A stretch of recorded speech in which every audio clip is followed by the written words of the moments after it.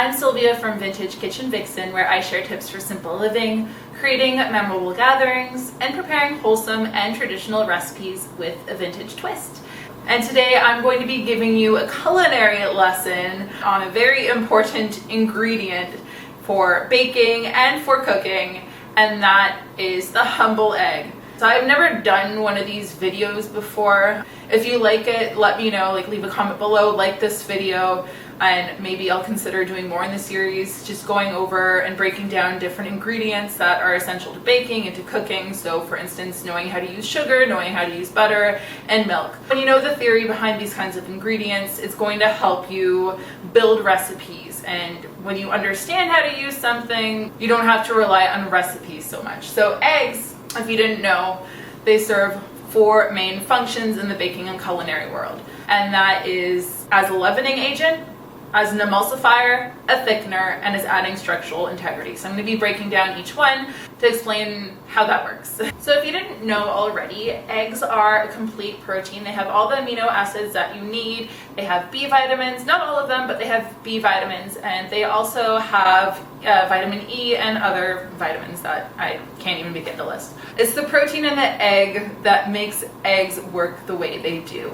So the protein, as it cooks, it coagulates and it thickens. So it thickens sauces like a crème anglaise that's used for ice creams and for desserts. So custards is another thing that relies on eggs. You'll see these proteins working every time you make a quiche, every time you make a frittata, a souffle, or anything where eggs come together to work for you. On the emulsifying front, it's the egg yolk that does all the work. So you have the lecithin and cholesterol on the egg yolk, which serves to emulsify. Now, an emulsifying ingredient will bring the water and oil molecules together to form mayonnaise or salad dressing.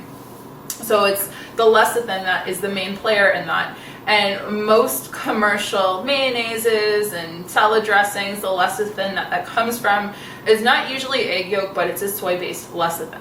By the way, it's that lecithin that's in the yolk that makes it a valuable addition to frostings and to confectionery, to when you're making candies, because that lecithin, that yolk, it inhibits the formation of sugar crystals, so it makes them less grainy. So that's another fun fact. You probably already know that the yolk contains all the fat in the egg, so when people are on super lean diets, they're usually making egg white omelets. Now, the whites, they have the most water content, and whites are also the most valuable part of an egg when you're trying to leaven something. So when you whip up egg whites to make a souffle, or when you use them to make a Genoise sponge cake, for example, same with angel food cake, egg whites are essential. You can also leaven with whole eggs, but you're not going to get as much oomph, as much volume as you would with the egg whites because of the fat in the egg yolks. Speaking of which, when you are beating egg whites, it is essential that is completely free of egg yolk, because just a little bit of egg yolk, just a little bit of that fat will sabotage your egg whites, and you're not going to get as much volume if there's fat. And that's also why it's always a best practice to use a stainless steel bowl. Even better if you can get your hands on a copper bowl, which I personally don't have, but there's this chemical reaction that happens when you're mixing egg whites in a copper bowl. There's this protein in the egg called connubilum, I don't know how to pronounce it. I'll spell it. I'll just have it beneath, and you can make fun of me later for my mispronunciation because I can't even see the word spelled in my head. But it's this protein reacts with the copper bowl, and it makes this new chemical compound called copper cannabulum, whatever. So when you have that copper bowl, you're going to get more volume than you would with any other vessel that you're using to beat egg whites. And not only more volume, but your egg whites are going to be more stable. So compared to using a regular bowl, your finished product is going to have more volume when you use that copper bowl than it would if you have a stainless steel bowl. So that's just a fun fact. Also, copper makes egg whites resistant to overbeating, and there's less weeping. So that's when there's a release of water moisture when those egg whites stand. So if you use a copper bowl, you're not going to get as much weeping. But yeah, before I launched into that whole copper spiel, whenever you're beating egg whites, you want to make sure that your bowl, don't use plastic, you want to make sure that your bowl is super clean. So always, rinse it with cold water and then give it a good dry down with a clean cloth. Don't use plastic because plastic can harbor residual oils from previous recipes.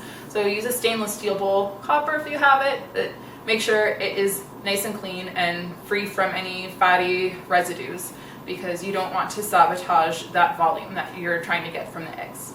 By the way, how leavening works with eggs is that air gets trapped into the foam, and when this foam gets baked in a cake that you're making or any cookies that you're making, this foam expands, and that's what leavens whatever you are making. Now, to talk a little bit more about thickening, I already mentioned that thickening happens because the protein coagulates and then it thickens whatever you're making, but eggs can be temperamental.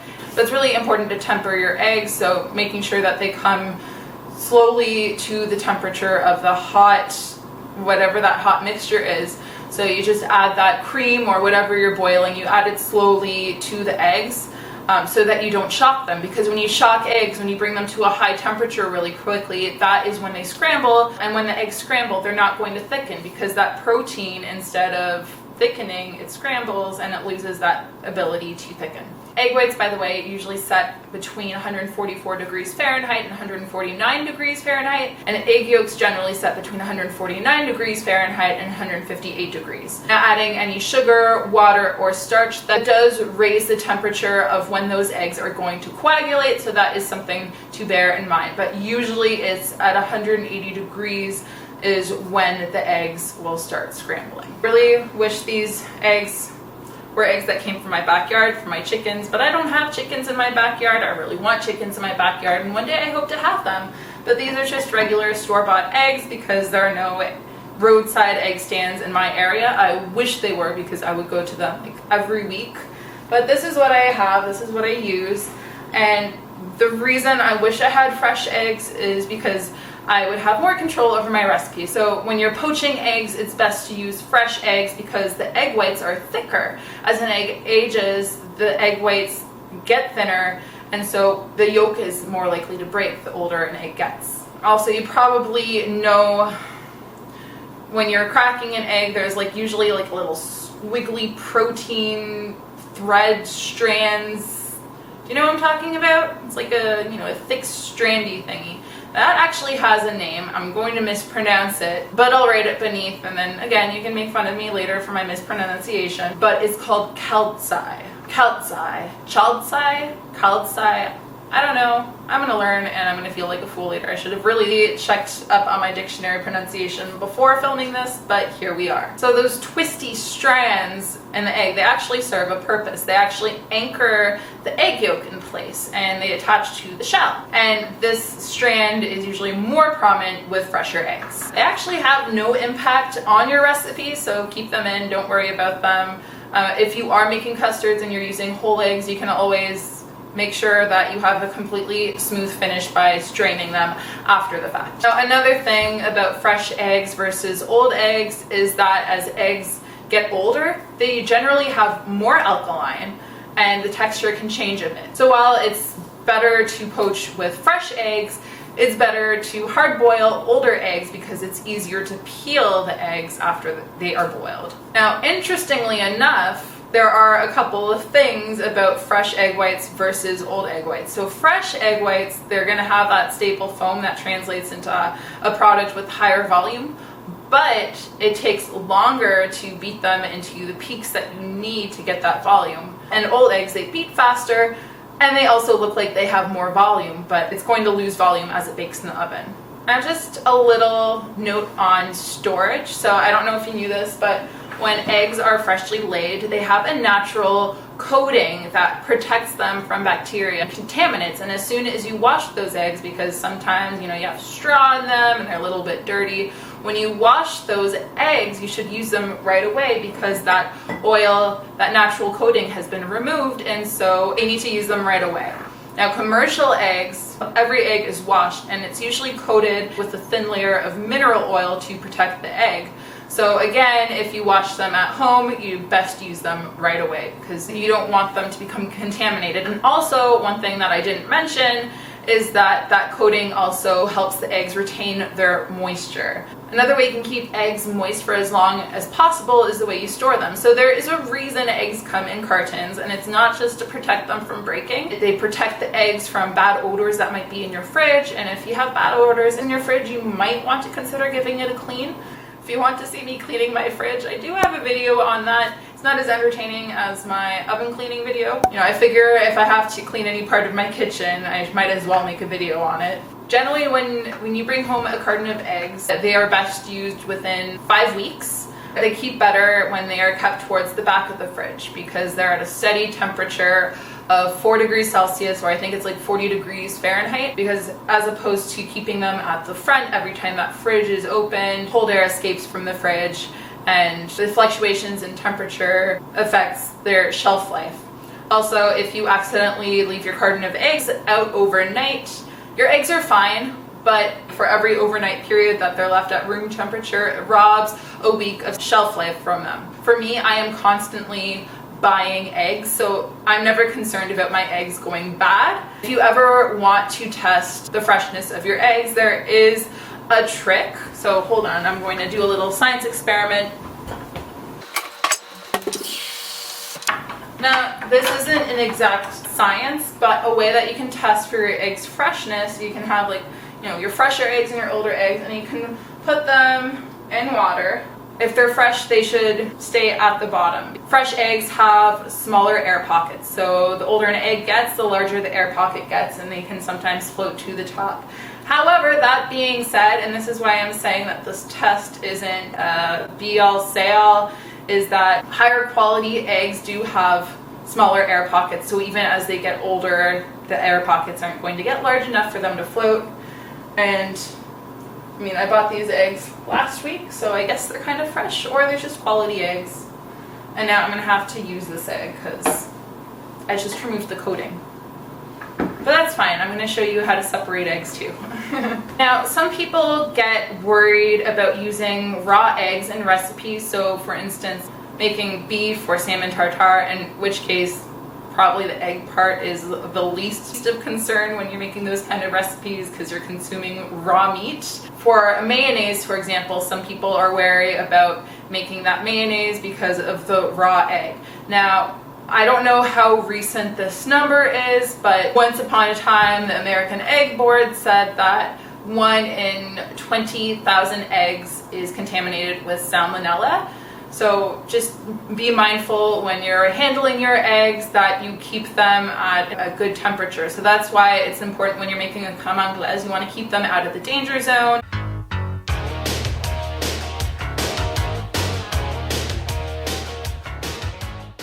That danger zone where they're more likely to get contaminated. When you're making the crème anglaise, it's best to put it in an ice water bath to rapidly cool down that temperature so it's not at that danger zone, or, you know, put it in the fridge. You know, just making sure it's not in that danger zone is important. And just in case, you know, you're worried about it, there are safety measures that you can practice to make sure that your eggs are safe. It's for that very reason that if an egg is cracked in your carton, don't use it. You don't know when it was cracked. Get rid of it, compost it, throw it out. Just don't eat it. Better safe than sorry. Like, you don't want to get food poisoning. Now, maybe you have an abundance of eggs and you don't know what to do with them. So one thing you can do is pickle the eggs. Another thing you can do is freeze your eggs.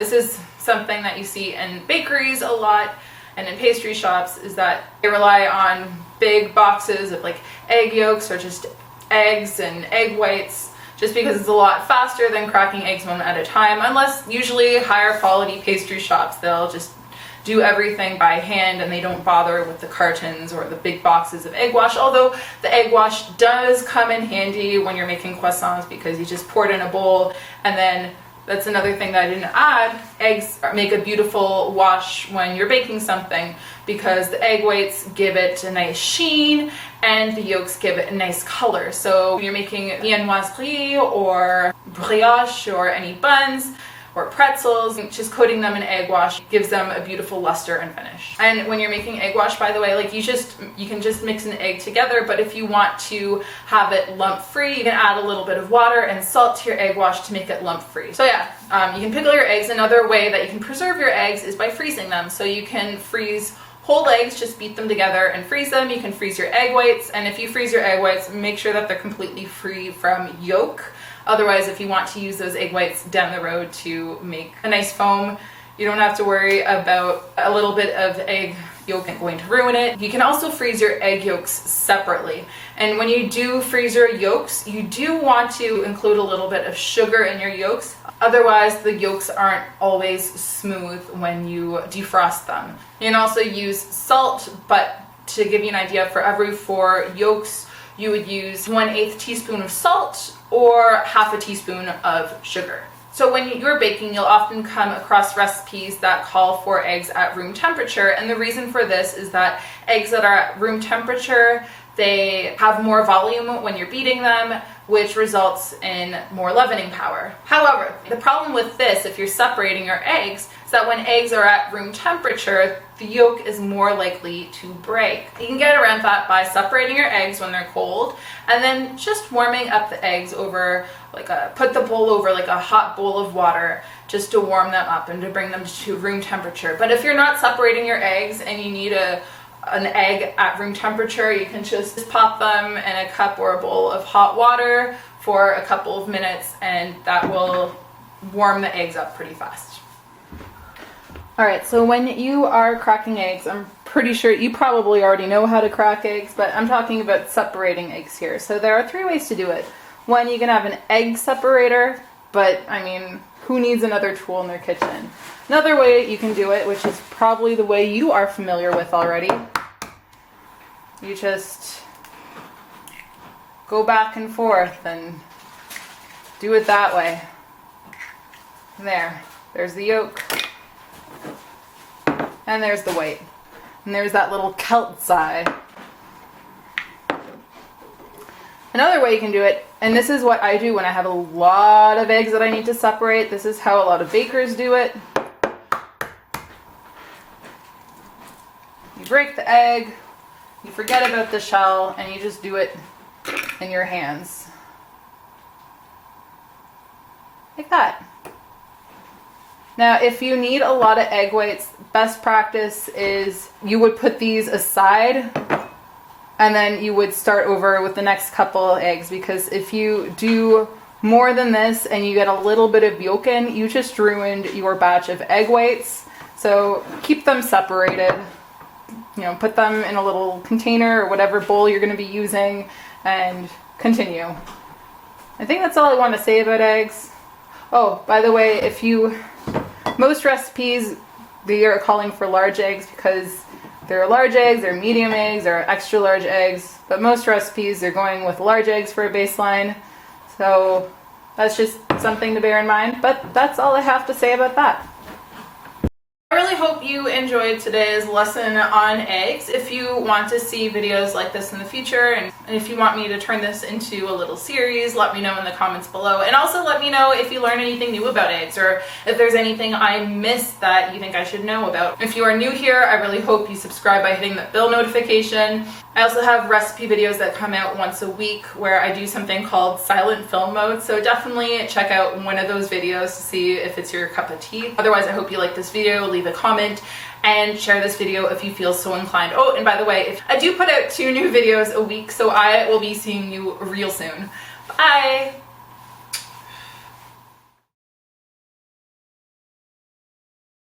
Now on the emulsifying front, it's the less thin, it also adds structure to cake, so it helps just kind of like secure everything together. Whatever.